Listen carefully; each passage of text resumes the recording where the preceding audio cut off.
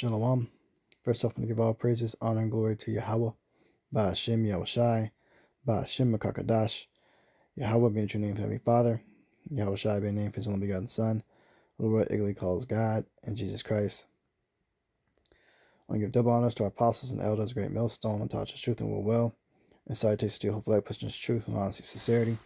Spirit of Yahweh, another that's a spirit power, Yahweh Yahushai. This lesson is going into PURIM, the high holy day of PURIM. I believe we are on the first day. It lasts for January 23rd to January 25th. Okay, I want to bring out some edification on it and the importance of it. All right, because this part of the scriptures really showcases the difference between a righteous woman and a wicked woman. Okay, because going into the book of Esther, you know how it starts off. King Xerxes was a Persian king. Was a heathen king, and he was in rulership at the time during our people was under the oppression of the Persian Empire, and he had a wicked wife, Queen Vashti, that completely defied him, and she was showcasing the spirit of being independent and feminism. He had a great party, a feast, and he called for his wife Vashti, to introduce her, to the royal people that was there, honoring him. And she completely shut him down and disrespected him. And as punishment, she was banished. And she was divorced and banished. And then fast forward, he ended up choosing the Israelite woman. She was under the disguise of being a Persian woman. Okay. Esther. He selected her to be his queen or his wife. And her actions of just being simply a wife had profound effect to the point to where through the help of Yahweh Shem Yahushai and with the wisdom, the entire nation of Israel was spared from obliteration by her just being a wife, man. And she didn't have to lift up a finger to draw any sword. She relied on prayer and fasting, the power of Yahweh Shem Yahushai, being submissive, being humble, being meek, being lowly, and respectful to the king for her requests. With boldness. It did take some bravery, to basically reverse the actions of the man wicked Haman. And we're going to get the account of scriptures, and this is an example. Women think that it's such oppression to just be under a man and be submissive. Being submissive literally saved the whole nation of Israel, man. And we're going to grab the account. Okay. All right, we're going to start in the book of Esther, chapter 3.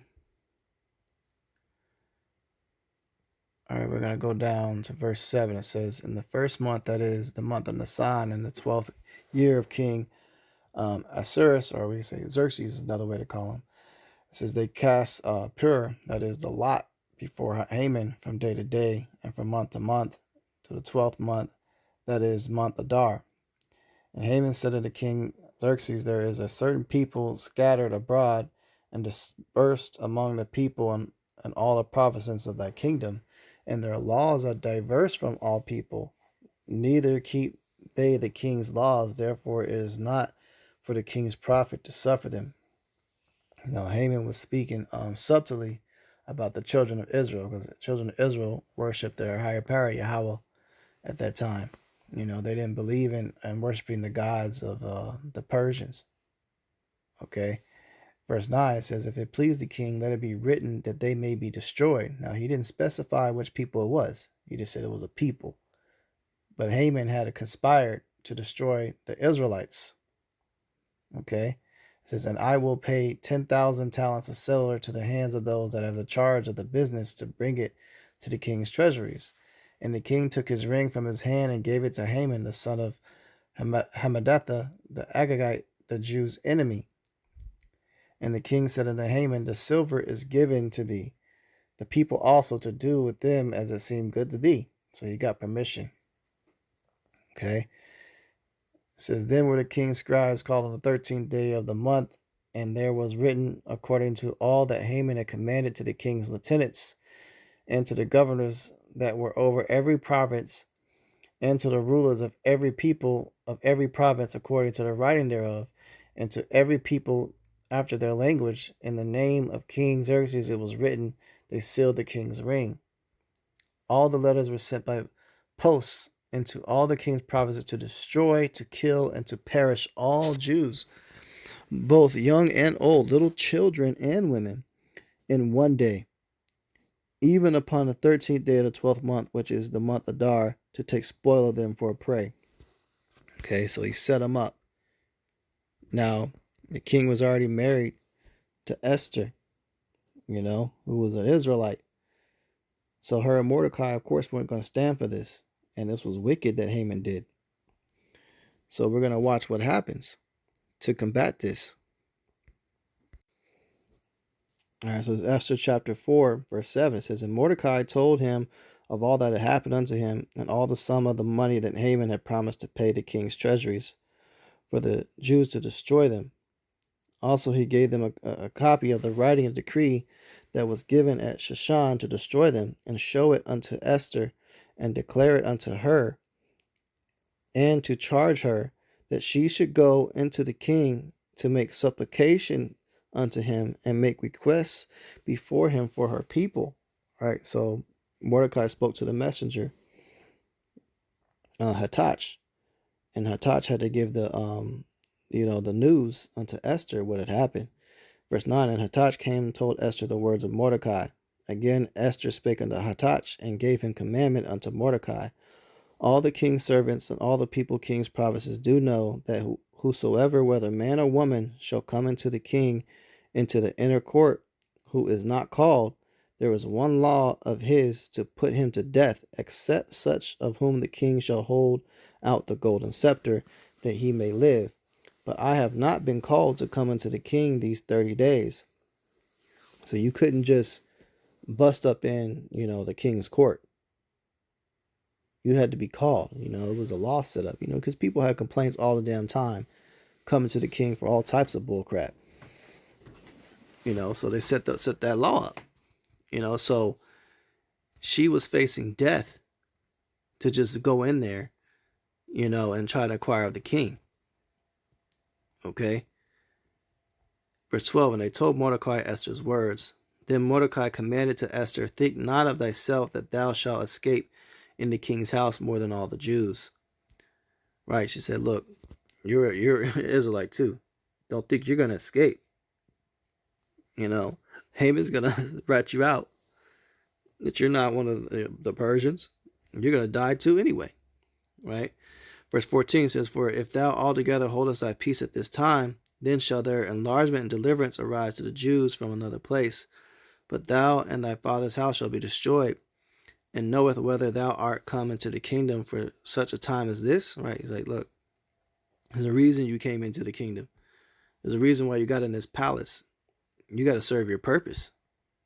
Is what Mordecai is telling her. You're going to have to just face the death. Then Esther bade them return Mordecai this answer. Go gather all the Jews that are present in Shushan, and fast ye for me. Neither eat nor drink 3 days, night or day. I also and my maidens will fast likewise. So will I go unto the king, which is not according to the law, and if I perish, I perish. Right, so she did the righteous thing. She didn't seek to lift up a sword or anything. She called a fast. Okay? A 3-day fast, 3-day dry fast. No food, no water. And called for all the people to do the same. All right, and that was how they called upon Yahweh for help. And he answered. So Mordecai went his way and did according to all that Esther had commanded him. Okay, so once the fast was complete, just look how she got attention of her husband. All right, Esther chapter 5, verse 1 says, Now it came to pass in the third day that Esther put on her royal apparel and stood in the inner court of the king's house over the king's house. And it says, And the king sat upon his royal throne in the royal house over against the gate of the house. And it was so, when the king saw Esther, the queen, standing in the court, that she obtained favor in his sight. And the king held out to Esther the golden scepter that was in his hand. Okay, so he didn't kill her. So right there, that's the power of Yahweh Shem Shai working through. The Lord gave Esther an extreme amount of beauty. And so the king's heart, instantly melted, and he called her up. So this goes to show how women, you should carry yourself, man. Y'all be just looking busted. Don't give a shit how you look out in public. But, she took the time to make sure she looked good for her husband, her man. Okay? It says, So Esther drew near and touched the top of the scepter. Then said the king unto her, What wilt thou, Queen Esther? And what is thy request? It shall be given thee to the half of the kingdom. And Esther answered, If it seem good unto the king, let the king and Haman come this day unto the banquet that I have prepared for him. Okay, so she got in that kitchen, man. And she cooked a big meal. Did she have to go get a sword and fight? No. She had it all set up in a woman's role and cooked to serve the king and her enemy. Verse 5 says, Then the king said, Cause Haman to make haste, that he may do as Esther said. So the king and Haman came to the banquet that Esther prepared. Now look, she supplanted Haman though. All right, use that Jacob, the supplanter. She had him come to the feast so she can bring him in the king's face and bring the charges against him of how he made that wicked decree to kill all the Israelites. So Haman started feeling himself. He comes to the dinner thinking, he's all good. And she called his ass out right in front of the king. Okay. Verse 6 says, And the king said unto Esther at the banquet of wine, What is thy petition? And it shall be granted thee. And what is thy request? Even to the half of the kingdom it shall be performed. Then answered Esther, I said, My petition and my request is, if I have found favor in the sight of the king, and if it please the king to grant my petition and to perform my request, let the king and Haman come to the banquet that I shall prepare for them, and I will do tomorrow as the king hath said. Okay, so Haman, of course, got all excited about it, and he's getting ready to come. Let's see what happens. All right, so it's Esther chapter 6. All right, so Mordecai just found 2 assassins at the gate and reported them to the king, and that was an honorable thing. So the king was happy and decided to honor Mordecai for what he did, and Mordecai ended up going to the feast as well. Verse 10, it says, Then the king said unto Haman, Make haste and take the apparel and the horse, as thou hast said, and do even so to Mordecai the Jew that sitteth at the king's gate. Let nothing fail if thou hast spoken. So Haman was talking about all he was going to be done to himself, thinking he about to get this royal robe and garments and everything, and gave it right to Mordecai. So that pissed Haman off. That was done right in his face, but this isn't it. Still more to come. It says, Then took Haman the apparel of the horse and arrayed Mordecai, and brought him on horseback through the street of the city, and proclaimed before him, Thus shall it be done unto the man who the king delighteth to honor. Okay, so this is one of the men that Haman was seeking to kill. And what did Yahweh do? He blessed him and embarrassed the shit out of Haman. Haman himself had to put on the royal garments on Mordecai. Okay? It says, verse 14, And while they were yet talking with him, came the king's chamberlain, and hasted to bring Haman unto the banquet that Esther had prepared. All right, this is Esther chapter 7. So the king and Haman came to banquet with Esther the queen. And the king said unto Esther on the second day at the banquet of wine, What is thy petition, Queen Esther? And it shall be granted thee. And what is thy request? And it shall be performed, even to the half of the kingdom. Then Esther the queen answered and said, If I found favor in thy sight, O king, and if it please the king, let my life be given me at my petition, and my people at my request. For we are sold, I and my people, to be destroyed, to be slain, and to perish. But if we had been sold for bondmen and bondwomen, I had held my tongue, although the enemy could not countervail the king's damage. Then the king Xerxes answered and said unto Queen Esther, Who is he, and where is he that does presume in his heart to do so? And Esther said, The adversary and enemy is the wicked Haman. Okay. It says, Then Haman was afraid before the king and the queen. Then the king, arising from the banquet of wine in his wrath, went into the palace garden, and Haman stood up to make request for his life to Esther the queen, for he saw there was evil determined against him by the king. Then the king returned out of the palace garden into the palace of banquet of wine, and Haman was fallen upon the bed whereon Esther was. Then said the king, Will he force the queen also before me in the house? As the word went out of the king's mouth, they covered Haman's face.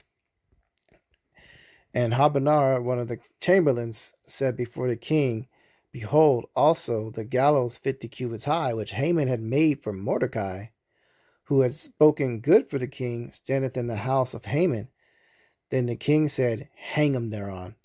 So they hanged Haman in the gallows that he prepared for Mordecai. Then was the king's wrath pacified. So they killed his ass, all right? They hanged him. So all the evil he sought against the children of Israel, it reversed.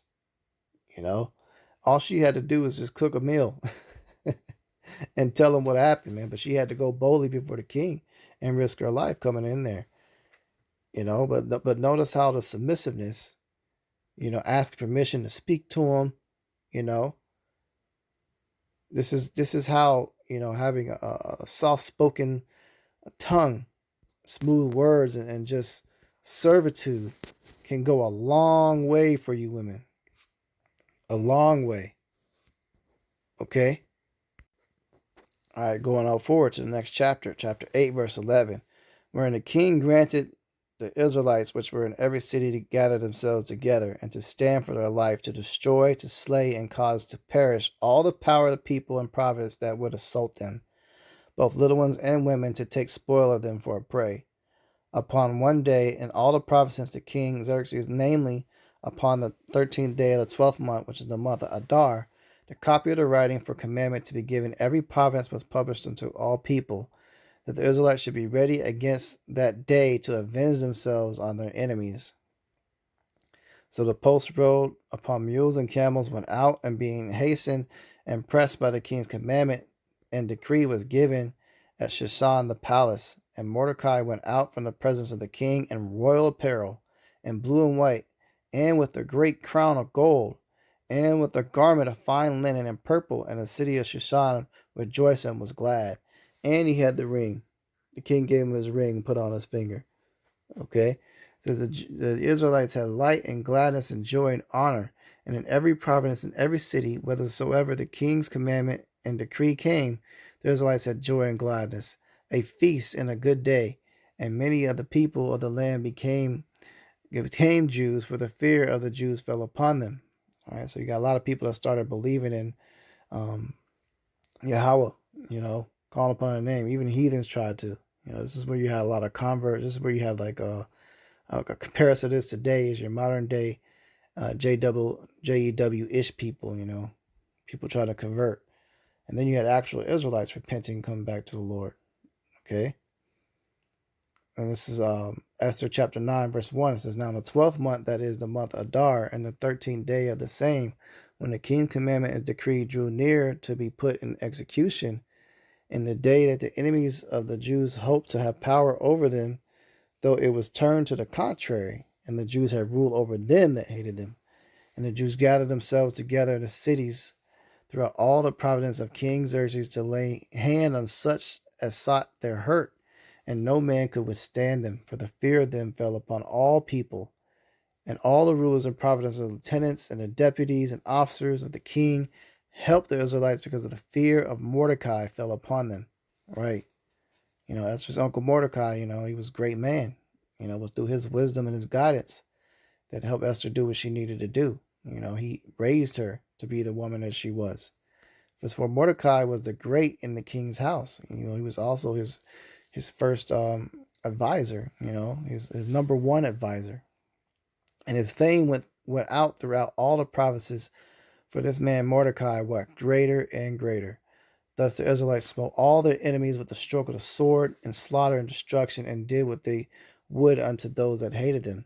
And Shushan the palace of the Jews slew and destroyed 500 men, and Parshadatha, and Daphon, and Aspha, and Porthia, Adalia, Aradatha, Paramashta, Arisia, Aradia, Vestathia, and the 10 sons of Haman, and the sons of Hamadatha, the enemy of the Jews, slew they, but on the spoil laid there not their hand. On the day the number of those were slain in Shushan palace was brought before the king. And the king said unto Esther the queen, the Israelites have slain and destroyed 500 men in Shushan the palace, and the 10 sons of Haman. What they have done in the rest of the king's provinces. Now what is thy petition? It shall be granted thee. And what is thy request further? It shall be done. Then Esther said, if it please the king, let it be granted to the Israelites which are in Shushan to do tomorrow according unto the day's decree, and let Haman's 10 sons to be hanged upon the gallows. And the king commanded it, so it be done. And the decree was given to Shushan, and they hanged Haman's 10 sons.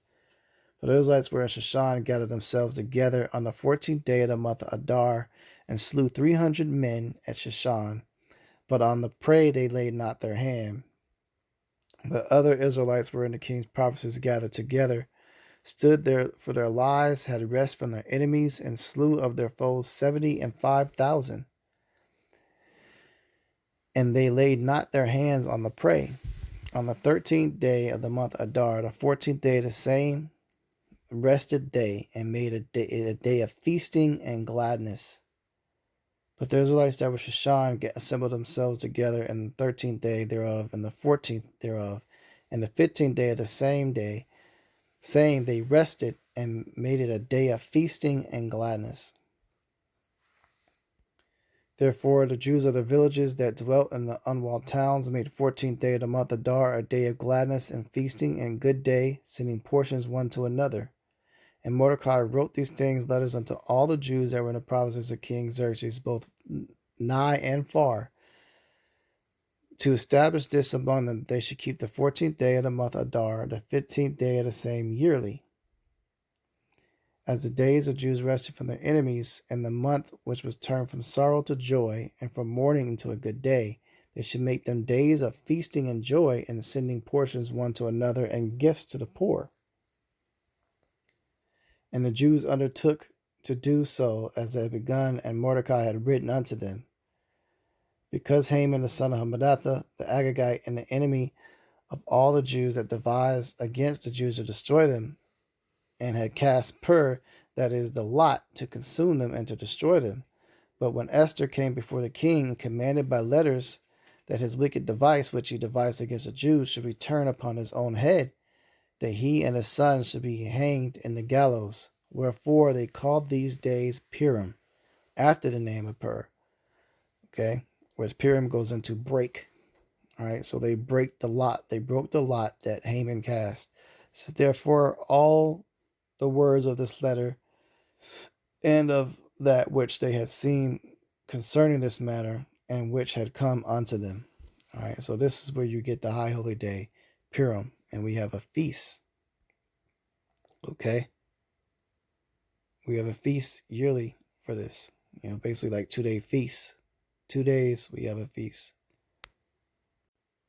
So on this day, you want to enjoy yourselves and remember the honorable acts of Mordecai and Esther, and how we have the victory over our enemies. And it's also a lesson unto the women that want to be wicked and disobedient to their husbands, that you have a judgment. Those of you that disrespect your men, you will be casted away. You will be exiled. And ultimately, today's judgment for that is you're going to be put to death in the days to come. Because without having no husband, a righteous man of the Lord is a death sentence. you know, and it's an example of how powerful just being a submissive wife can be. A wife that reverence her husband is honorable, you know. The scriptures talk about how, you know, all wickedness is but little to the wickedness of a woman, you know, and any woman that to dishonor her husband can be considered one of the worst evils of all, you know. But this woman, you know, even though Xerxes was not an Israelite, you know, Mordecai set up and arranged that. Ultimately, it led to, you know, her actions being put in that position to save the nation of Israel by just doing what she's commanded to do as a woman. Okay, and there you will have a reward, and we see the reward. And ultimately, all evil that is conspired against us, the nation of Israel, will be undone. You know, it's up to us to call out unto Yahweh Hashem Yahushai, and also incorporate praying and fasting.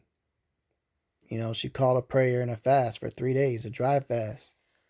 It was serious business, and look at the result. All of our people got fame, you know, in a nation where we were put to shame. And we got the victory over all of our enemies, man. Every last one of them that conspired to kill us, we put all of them to death instead. And everything they sought to do to us, it was done unto them. And pretty soon that's coming unto the wicked Esau Edom and his empire. And you righteous women, you'll get your reward, a righteous husband. You righteous men, you'll be granted a righteous woman like Queen Esther pretty soon. Isaiah 4:1. You know, the Lord is molding us for that virtuous woman, you know, and is molding us for the reward to get revenge upon our enemies. You know, so enjoy these days of Purim. Lord's will, this lesson was edifying.